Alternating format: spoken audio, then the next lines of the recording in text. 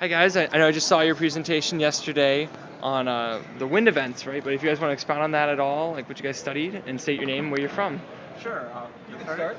I'm Ariel Cohen. I'm a forecaster at the National Weather Service Forecast Office in Jackson, Mississippi. Formerly one of the surface analysts at the Tropical Analysis and Forecast Branch at the National Hurricane Center.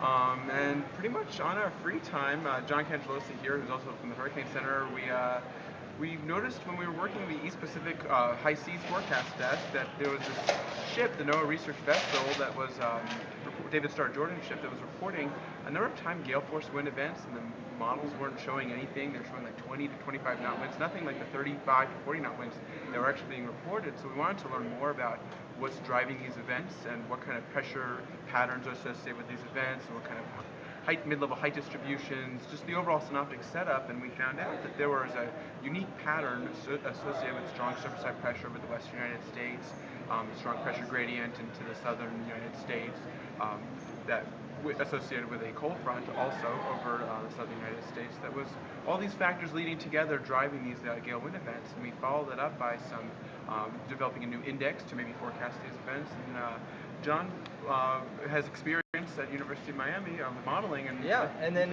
we figured, hey, how can we take this to the next level?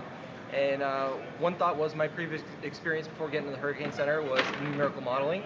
So we contacted some people up at University of Miami and said, hey, can we come by and just give this a shot?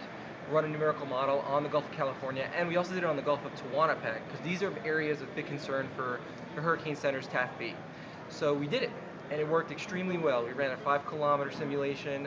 It basically matched the ship observation perfectly, so it gave us even more information about these gap wind events, and we've just learned a ton from these experiments. Unfortunately, Ariel and I ran out of time with this experiment because we both kind of went our separate ways. He went to Jackson, then I moved on to a hurricane specialist, but we've left a mark on TAFB, and they're going to continue to try to do these numerical models, studies specifically for gap wind events. That's wonderful, guys. Is this your first conference that you've attended or presented?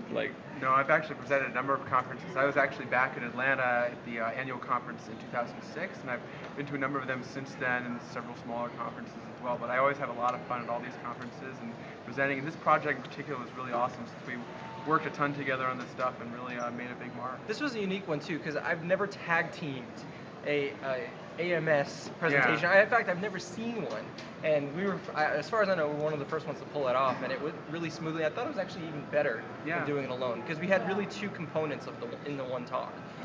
For me, this is my first AMS annual meeting, actually. I always go to the tropical meetings, because that's kind of my bread and butter, but this was really neat. This is a bigger and a broader and even more fun conference. So, thank you guys so much for spending your time.